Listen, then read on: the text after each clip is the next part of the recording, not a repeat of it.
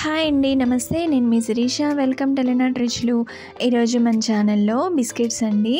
So ఇవి coconut biscuits చాలా బాగుంటాయి, టేస్టీగా ఉంటాయి, క్రంచీగా చాలా చాలా టేస్టీగా ఉంటాయి. మామూలుగా అయితే ఎండు కొబ్బరితో చేస్తారు, నేనైతే పచ్చి కొబ్బరితో చేశాను. సో పచ్చి కొబ్బరితో ఈ బిస్కెట్స్ ఇంత క్రంచీగా టేస్టీగా ఎలా చేయాలో వీడియోలో చూసేద్దాం. ముందుగా మిక్సీ జార్ తీసుకొని ఒక హాఫ్ కప్ షుగర్ తీసుకొని ఇది మెత్తగా ఫైన్ పౌడర్ చేసుకోవాలి. ఇది 3/4 కప్ పచ్చి కొబ్బరి తురుమండి. పాన్ పెట్టుకొని లో ఫ్లేమ్లో పెట్టుకొని ఒక 5 మినిట్స్ ఇలాగా డ్రైగా అయిపోయేలాగా వేయించుకోవాలి. లేదు మాకు డ్రై కోకోనట్ పౌడర్ యూస్ చేయాలనుకుంటే అదైనా యూస్ చేసుకోవచ్చు. పచ్చి కొబ్బరి వేస్ట్ కాకుండా ఇలా చేసుకోవచ్చు అన్నమాట. ఇది అయిపోయింది కదా, ఇది చల్లారాలి. ఈ మిక్సీ పట్టుకున్నాం కదా షుగర్ పౌడర్, అది ఒక బౌల్లో వేసుకొని వేయించుకున్నాం కదా పచ్చి కొబ్బరి, అది వేసుకొని కొంచెం ఒక 2 స్పూన్స్ పక్కన ఉంచుకోవాలండి. చివరిలో మనం అద్దుకోవాలి. ఒక హాఫ్ కప్పు నెయ్యి అండి, కరిగించైనా వేసుకోవచ్చు నెయ్యిని. ఈ నెయ్యి ప్లేస్లో నూనె అయినా వేసుకోవచ్చు. ఇవన్నీ బాగా కలిసిపోయేలాగా స్పూన్తో ఇలాగా కలుపుకోవాలి. మొత్తం కలిసిపోయేలాగా కలుపుకోవాలి. ఇప్పుడు స్ట్రైనర్ తీసుకొని ఒక 1 కప్ మైదా తీసుకొని స్ట్రైన్ చేసుకుంటున్నాను.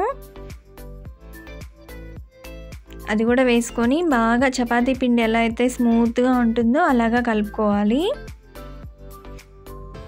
కొంచెం గట్టిగా ఉంది అనుకుంటే కొంచెం నెయ్యి వేసుకొని మనం ముద్ద చేసుకోవచ్చండి. ఇందులో ఒక 1 స్పూన్ బేకింగ్ పౌడర్ వేసుకుంటున్నాను. అది కూడా వేసుకొని బాగా కలిపేసుకోవాలి.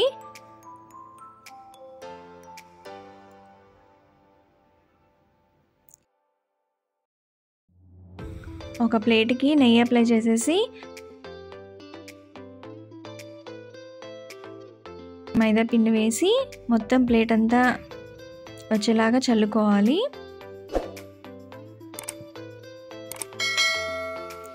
ఒక చిన్న గరిట కానీ లేదంటే స్పూన్ కానీ తీసుకొని ఇలాగా ఉండలు కరెక్ట్ షేప్లో వస్తాయండి. మన క్వాంటిటీ బిస్కెట్లన్నీ ఒకే షేప్లో వస్తాయి. ఇలా అన్నీ తీసుకొని ఉండలు చేసుకుంటే షేప్ బాగుంటుందన్నమాట. అన్నీ ఇలా ఉండలు చేసేసి చేత్తో ఇలాగా రౌండ్గా ఒత్తేసుకొని చిన్న రౌండ్ బిస్కెట్స్, ఎందుకంటే ఇవి పొంగుతాయండి, చిన్నవి చేసుకుంటే సరిపోతుంది.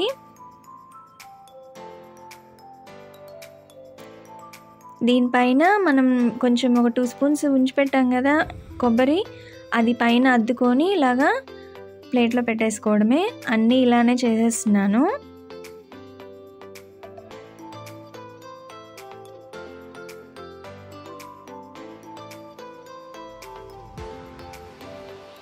ప్రీహీట్ చేసుకున్నానండి. ఇది కుక్కర్ పెట్టుకున్నాను. ఒక 10 మినిట్స్ ప్రీహీట్ చేసుకొని అందులో ఈ ప్లేట్ పెట్టుకొని స్టాండ్ పెట్టుకున్నాను. ఒక 1/2 అవర్ ఉంచాలండి. 1/2 అవర్ చూడండి, 1/2 అవర్ తర్వాత కలర్ మారిపోయాయి కదా, కొంచెం మెత్తగా ఉన్నాయి అనిపిస్తాయి. ఇవి పూర్తిగా చల్లారిన తర్వాత మనకి గట్టిగా అయిపోతాయి అన్నమాట.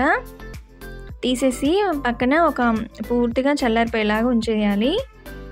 చూడండి చక్కగా మంచి కలర్ వచ్చాయి కదా. సో మనకి ఓవెన్ లేకపోయినా కూడా హ్యాపీగా ఇలాగా బిస్కెట్స్ చేసేసుకోవచ్చు.